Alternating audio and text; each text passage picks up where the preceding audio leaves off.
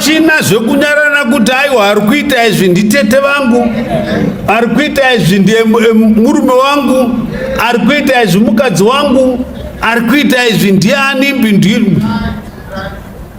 Angava aine makati akaita senge nyangu kana ari muhurumende kana mubato riri kutonga bopa yena.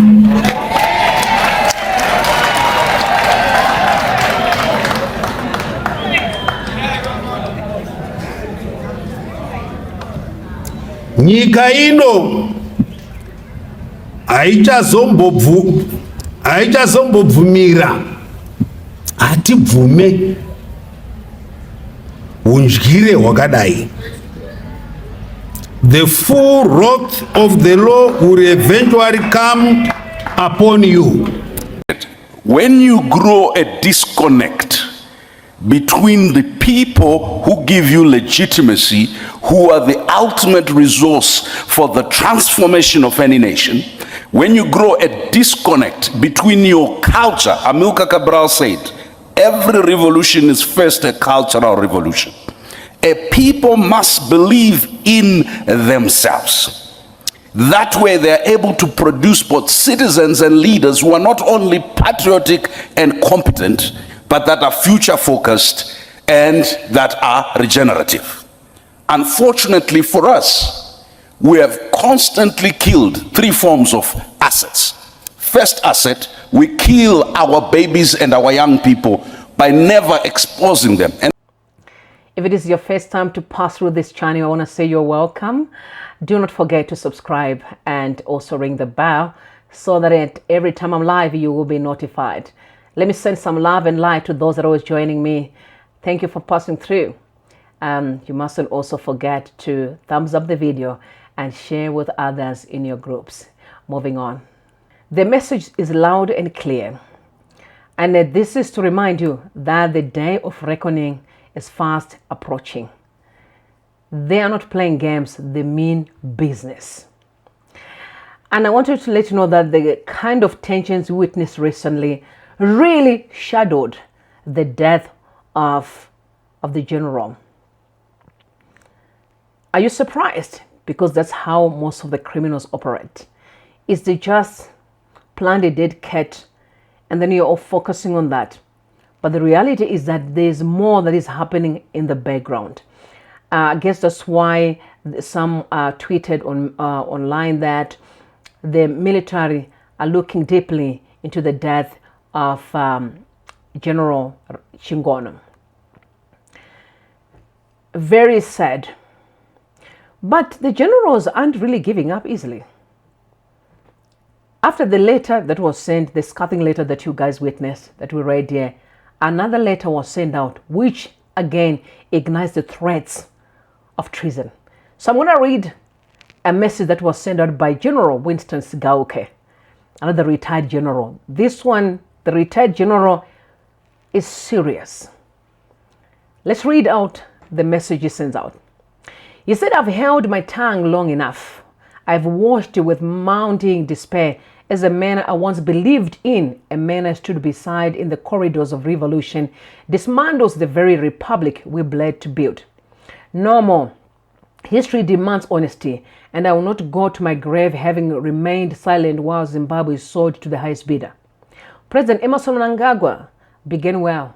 November 2017 carried genuine hope, not just the relief of Mugabe's departure, but the dawn of what many of us believed would be a corrective era. As Zimbabwe restored to its founding promise, open, democratic, accountable, we toasted to that promise. Many of us championed it. That promise is now dead. We went into the bush to fight for one man, one vote. We fought to remove the Ian Smith era of fear, intimidation, and permanent rule. What Mnangagwa is doing today is Smith with a ZANU-PF card. Constitutional Amendment number 3 is not legal exercise, it is a haste. It is the systematic dismantling of term limits of separation of powers, of the people's sovereign right to change their government. Anyone who stands against it is haunted. Journalists are intimidated. Former comrades are silenced. Voices within the party itself are crushed before they can echo. I ask, in what meaningful where does this differ from the Rhodesian state we gave our youth to destroy? The comparison to Idi Amin, Bokassa and Mobutu is not hyperbole. It is historical reckoning. Those men too began with the language of liberation. They too spoke of people while accumulating power for themselves. The trajectory is unmistakable. And if Mnangagwa does not reverse course, this chapter in Africa history will sit alongside those very names he once condemned. Why does he want to achieve with those 2 extra years? 2 more years to entrench cartels. 2 more years to reward those who purchased his longevity with the nation's resources.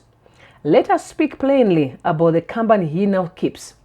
Jonathan Moyo, the same man who manipulated President Mugabe, who drafted the letters designed to purge Mnangagwa, who forged signatures to fire the very man he now serves, is back inside the tent.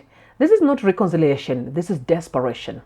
When a leader invites his most cunning manipulator back into the circle, it tells you one thing: that leader no longer trusts his own judgment and fears what honest counsel might reveal. And then there's Kudata Gwire, a man whose financial fingerprints cover the funding of CCC election operations in 2018, whose business empire grew in direct proportion to his proximity to state power. That this individual now operates at the highest levels of government economic policy is not a scandal hiding in the shadows. It is a scandal in plain sight, sustained by silence purchased with patronage. This is what cartels do. They do not seize power through guns anymore. They do it through tenders, through parastatals, through currency, manipulation, through the quiet suffocation of any competitor or critical. And Mnangagwa, whether by design or by surrender, has allowed these cartels to become the real government of Zimbabwe. The liberation struggle was never fought so that one man could trade our constitution for his own comfort. The veterans of this republic deserve better. The people of Zimbabwe deserve far better. I'm not a partisan man. I've never sought a political platform, but I'm a soldier who swore an oath not to a president, not to a party, but to the Republic of Zimbabwe and its people.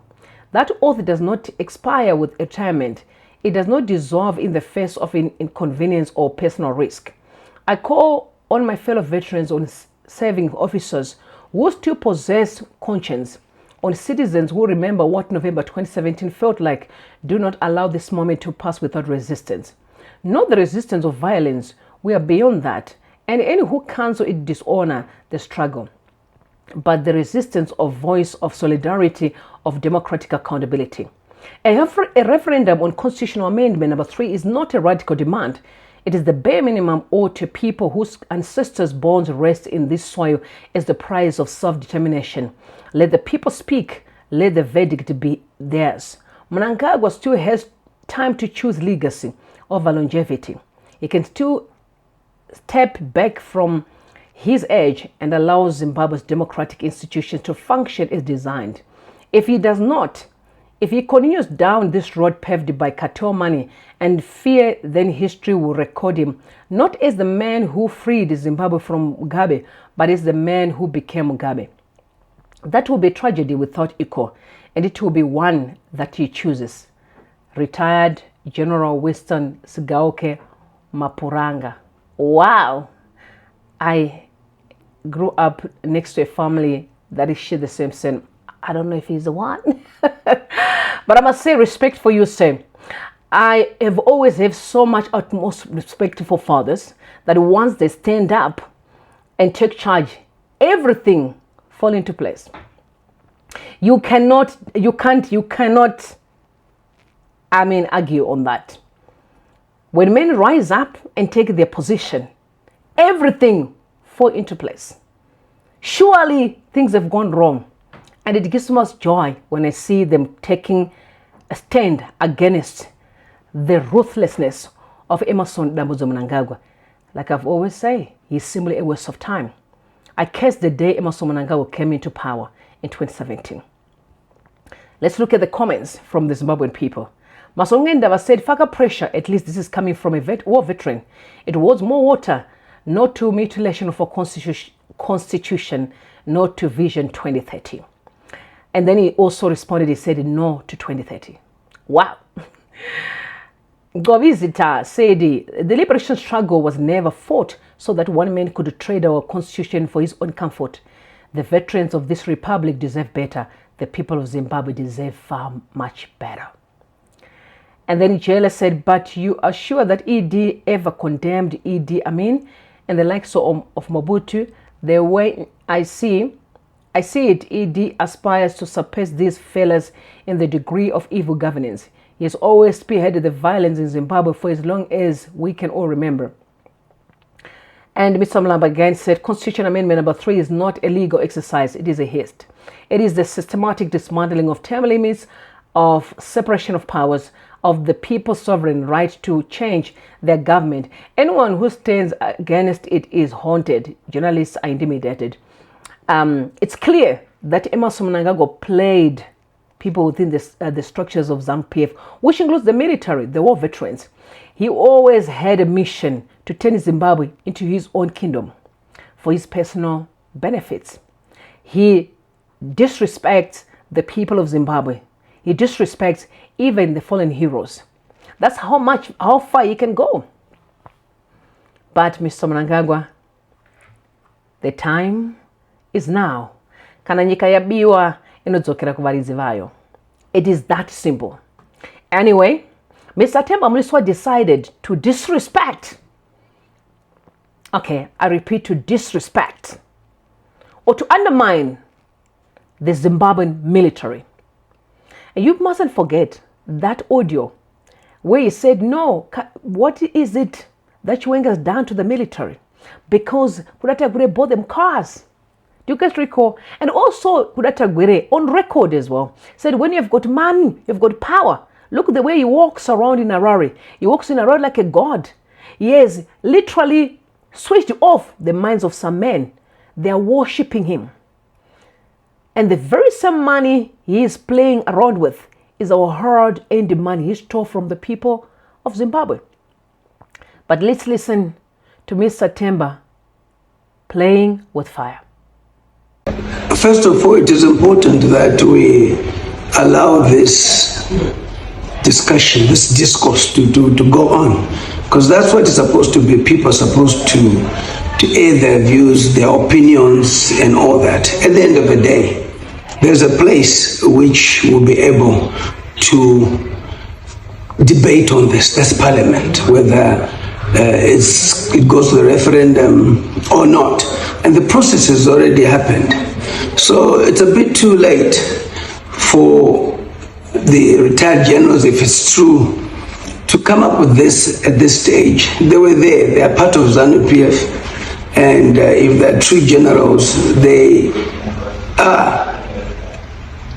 do have access to the president. They do have access to the leadership of this country. They do have access to the party structures that they belong to. So I respect generals, and I think they could have had a meeting with the president if they really desired to do things some integrity and dignity. You don't want the generals to be seen to be disgruntled, bitter, in that they don't have jobs and their time came and their time went, and yet there's a new command. The new command that is there equally respects them. They could have, asked the new command to be able to make an appointment for them to see the president and the leadership of ZANU-PF. We must separate the government and the party at this point in time, because it is the party that wants that, which is supreme to government. And I think they've all said that. I think it's also important for the generals to understand that they have seen a lot happening in Zimbabwe. Why are they talking now? Why did the generals allow the former late president, Jim Mugabe, may his soul rest in peace, rule us for 37 years? Is that what they agreed during the liberation struggle, that the late president would rule for 37 years? I asked them of that. At the end of the day, there was Restore Legacy, which was the people's movement to change the leadership. They were there. They didn't do anything and so forth. Let's not forget that a lot of the violence which happened during the opposition was attributed to the generals too themselves. What do they have to say about that? The generals are not as clean as they appear to be at this point in time. And I don't know which generals. For me, generals have this aura, this respect, which is critical in one listening to what they says, but in a proper forum, the right people, not in the public. Generals cannot be seen in the public behaving in this manner unless they are rogue generals, unless they become rebels.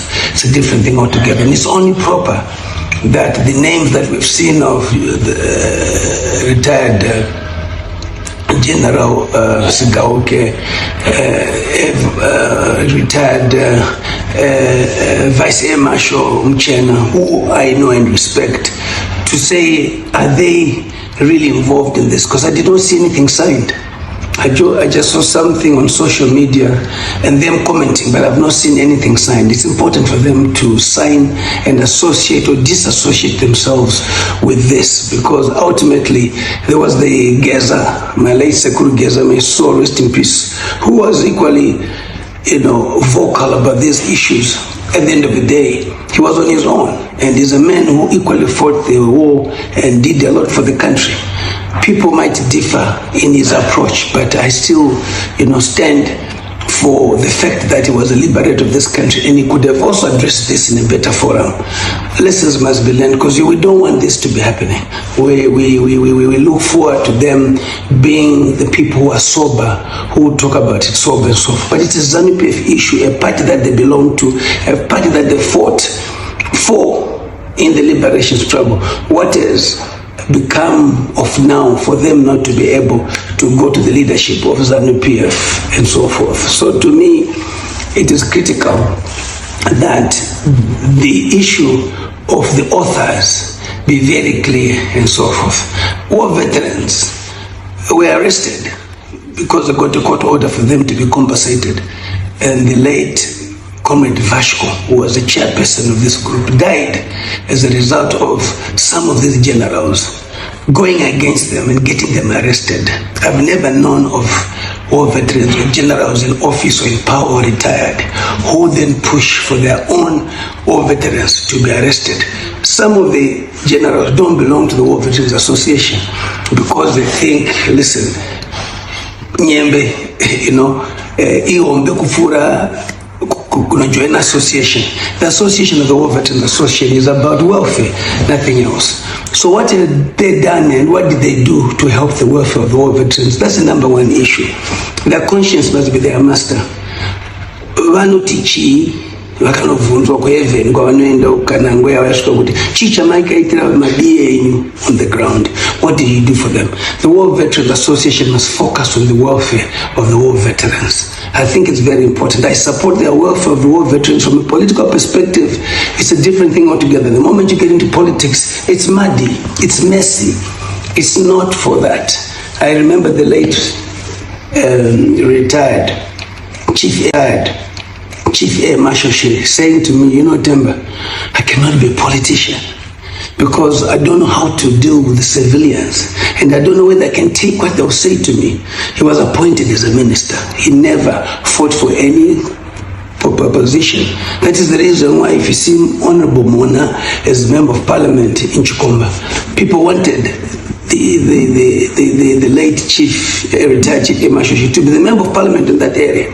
He then called me to his office and said, no, I don't want to be a Member of Parliament. I would like Mona to serve the people. I don't want to be a politician. So generals must be very careful by getting into politics, because a lot of things will be understood, a lot is happening and so forth. And let's also be careful in going against the will of the people and the will of the ruling party. The referendum it's a debate. It's not there. Opinions have come through and so forth in Parliament. The other day, Comrade Paul Mangwana explained clearly, that it was not a third term, and so many people have said it's extra time. It's extra time to go to a football match. So people have come up with different narratives and so forth. So there are people I respect.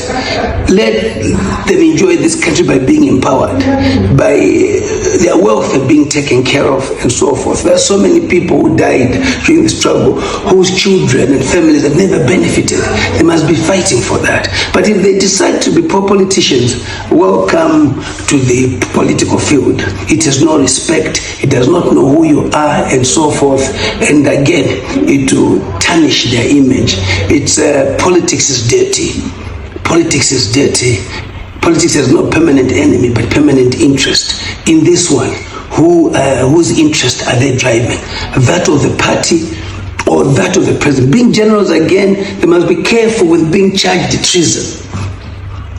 And some of these things will end up being treason at the end of the day, and no one will stand with them. It is the 11th hour right now, and it's important that procedures and protocols are followed. I respect generals, but I don't respect generals who go to the public in this manner. They must, first of all, see the powers be, and if it does not work, have they tried to call the president, Mnangagwa, who they know who's worked with them? He was the Minister of Defense, but for Minister of State Security. Why have they not approached them? But these sideline meetings that they're having because of disgruntled people and so forth, ndokumbira magenerals musare hondo isiri yenyu munomira mumega munomira mega muri vanhu handino respect handinofarira chaizvo, but inini ndinoti kwamakuenda uko kwakati omei. Inini I always tell you what I think, hapana chandinotya. The same way, a lot has happened in military intelligence and the army, that they spend more time on people like us and so forth, plotting and all that. This country is not for assassination. Haina mepo ya assassination. Isu chima traditional leaders. But iye anotenga kwa assassinate. Zia kuti iye ni muri yake ichi assassinate. Wani kuti if you live by the sword, or die by the sword, hapana anochika umwe. And let's not think kuti nyika control the military. Zimbabwe is not controlled by the military. It's controlled by the people. And the army is the people's army. Because I think zvakunyanya funga no masoja ndi anocontrola Zimbabwe. No. Andi zoga. Nyika ino nevanhu veZimbabwe through a democratic process, and the army is part of the people of Zimbabwe, maintaining law and order, the police doing the same and so forth. Let them play their role in that aspect. Let them allow democracy to prevail, and democracy is stubborn. At times you don't have to agree with everything, but I think it's important that we know that no one is more superior than the other. Tese tunaenda kuninga, but atize ninga dzatoenda ndedzipi. Tese tunaenda kuchechi, hamuze muna mato wedu. Saka hapana munhu anogona kuwada anouraya munhu nekuti Mwari chete ndiye anoziva mazuva edu. Saka zvekuchikidzirana izvi zvenyembe zvechi zvakapera nguva yacho. We now need a new era, a generational consensus of people who observe the founding principles of the struggle. Themba Mliswa, you tried it. Do you even know who you're dealing with? I think I've said it last time that some people think when they see messages like this, or the way Comrade Geza came out wearing a military gear, may his soul rest in eternal peace, and forever celebrate that man. Forever celebrate him. That he fought twice. That for me, sir, rest in eternal peace. Have a good time with Yahweh and all your relatives that went before you. Let's go back and look at the response of retired General Winston Sigauke. He's back at Themba Mliswa. Let's read at his response. He said, Mr. Mliswa, very direct. I've read your remarks. I've read your remarks, my bad. I've read them carefully. I've decided they cannot go unanswered, not because you have wounded me, but because you have been careless with things that matter. And carelessness of that kind left unchallenged becomes dangerous. You do not speak for the military. You never did. You're a politician, a vocal one, I grant you that. But your familiarity with soldiers does not make you a soldier. And your proximity to power does not qualify you to lecture men who spend their entire adult lives in uniform about what the chain of command means, what respect for the commander-in-chief looks like, or what it costs to earn the right to speak on matters of national security. I earned that right. 30 years of service ended. The men you are attacking ended in the trenches of the liberation struggle before you were old enough to understand what liberation required. Do not come to us with a politician tongue and instruct us on military protocol. On the question of the reserve force, you raise the reserve forces as though it were a leash, as though the possibility of recall is meant to silence us. Let me educate you, Mr. Mliswa. Since you have invited this conversation to the public square, a soldier's oath is to Zimbabwe and its constitution, not to an individual, not any faction, and certainly not to any self-appointed political enforcer operating on social media. The reserve force exists to serve the republic. It is not a mechanism for intimidation retired officers who exercise their constitutional right to speak. If you believe otherwise, I suggest you revisit Section 61 of the Constitution, which guarantees freedom of expression, including to men in or associated with the defense establishment, and Section 67, which protects every citizen's right to participate in political life. Threatening retired generals with recall as a consequence of public comment is not loyalty to the commander-in-chief. It is the behavior of a bully who has mistaken proximity to power for power itself. On inconsequential accolades, you described the credentials of retired generals as inconsequential accolades. I want you to sit with those words, Mr. Mliswa. Really sit with them. The men whose accolades you dismiss so casually commanded brigades, built institutions, buried colleagues, and held this country together in moments of crisis that you read about in newspapers while we lived them.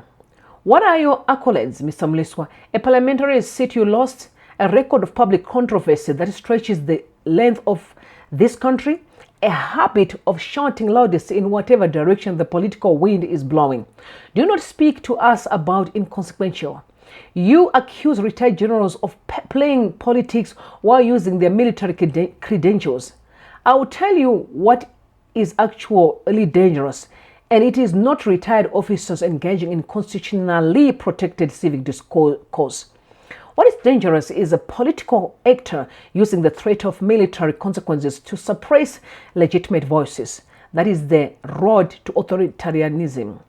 Mr. Mliswa will not pretend otherwise simply because the target of that suppression happens to be people I know. Soldiers who speak from conscience are not a threat to this republic. Politicians who weaponize the military against conscience, those are the threat.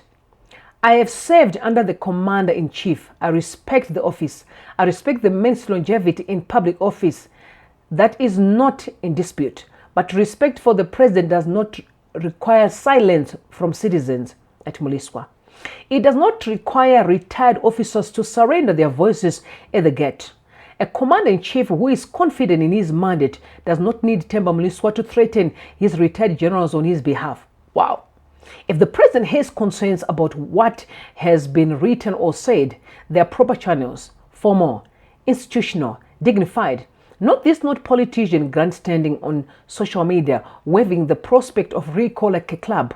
You have gone too far, not because you challenged us. Challenge is healthy, and we are not fragile men. You have gone too far because we have attempted to use the military chain of command as a political weapon, and that is a line that must not be crossed in any democracy that takes itself seriously. Zimbabwe is bigger than your ambitions. The constitution is bigger than your loyalties, and the men you are trying to intimidate are already given more to this country than your remarks suggest you understand. Step back, recalibrate, and the next time you wish to weigh in on matters of military conduct, constitutional duty to your homework first. Wow! Again, signed Winston Sigauke Mapranga, the National Zimbabwean Army retired. So the truth of the matter is that Geza did not die in vain. And Geza was right. The military gear was a symbol that we are not playing games here. Unfortunately, some of these excitable individuals thought it was a joke. I love it when they put Themba Mliswa in his place. You see what dirty money does? It tampers with your brain. That's why I hate to see people being given cars and money in the country, because it is dangerous. It messes up your brain. There's a reason why we need to work for money. That's why the Bible says whoever who doesn't work does not qualify to eat. So some of these people are just eating, but they don't work. by simply spitting venom, disrespecting the already suffering masses of Zimbabwe. Respect for you, General. A military guy is always a military guy. Themba Mliswa should play safe and stop the nonsense. Mnangagwa will soon leave the offices, and then what? I've always been encouraging young people to say, don't be used by politicians. Because let me tell you, Zimbabwe is bigger than you. So if you are jumping around and be intimidating people and committing crimes under the guise of pleasing Mnangagwa is a president now. You wake up tomorrow not being a president. His children are not president of Zimbabwe. So be wise, be sober, and be vigilant. The country cannot die because of few criminals who feel they are more Zimbabwean than the rest of us. We have lost a lot, and it's time to take back what the enemy has stolen. But trust me, Chiwenga is not just quiet. He's communicating in a dignified way, but still sending a very strong message. I saw yesterday some of these guys were given accolades for absolutely nothing. The country is smelling in sewage. People can't even cross rivers. No bridges, no roads. Money is being looted left, right, and center. But they are being awarded. Awarded for what? For stealing from the poor. It's shameful. But take a listen to what Chiwenga said. It is my great honor and privilege to stand before you today to introduce our guest of honor at the signing of the 2026 performance contracts. The ceremony reflects government's firm commitment to entrenching a performance-driven culture anchored on accountability, efficiency, and service excellence. This initiative is fully aligned with the governance and public sector reforms being championed under the leadership of His Excellency, the President of the Republic of Zimbabwe, Comrade E.D. Mnangagwa. Under the Second Republic, results-based management and performance accountability remain key drivers in achieving an upper middle income society in line with the National Development Strategy 2. Ladies and gentlemen, as we strengthen performance and service delivery systems within government, it is equally important that we deliberately build a fit-for-purpose civil service capable of sustaining Zimbabwe's long-term development trajectory. This calls for deliberate, strategic, and forward-looking investment in human capital. We must begin to identify and nurture talent from an early stage, guiding capable young Zimbabweans from our schools and universities towards careers in public service and equipping them with the competencies required to drive national transformation. To this end, there is a need to formulate career progression courses to enhance efficiencies and promotional paths for respective civil servants. Equally important,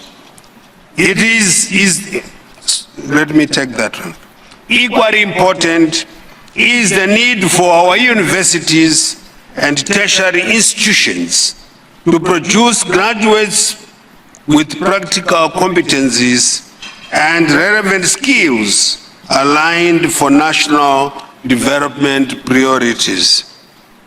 Stronger collaboration between academia, industry, and government is essential to ensure that our education system is innovation-driven, practical, and responsive to the evolving needs of our economy and the public sector.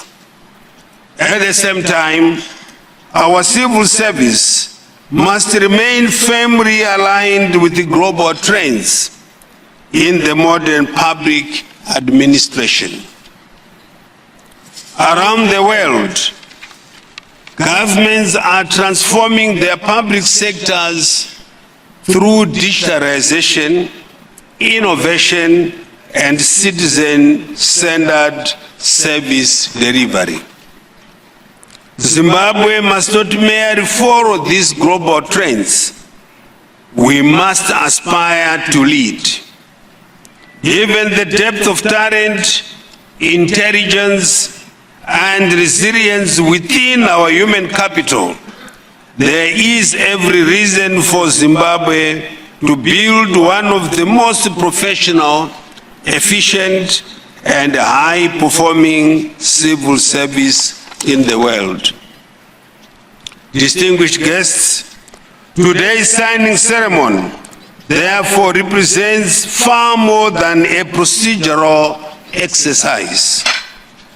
It is a reaffirmation of government's commitment to a result-driven public sector that delivers tangible outcomes for the people of Zimbabwe.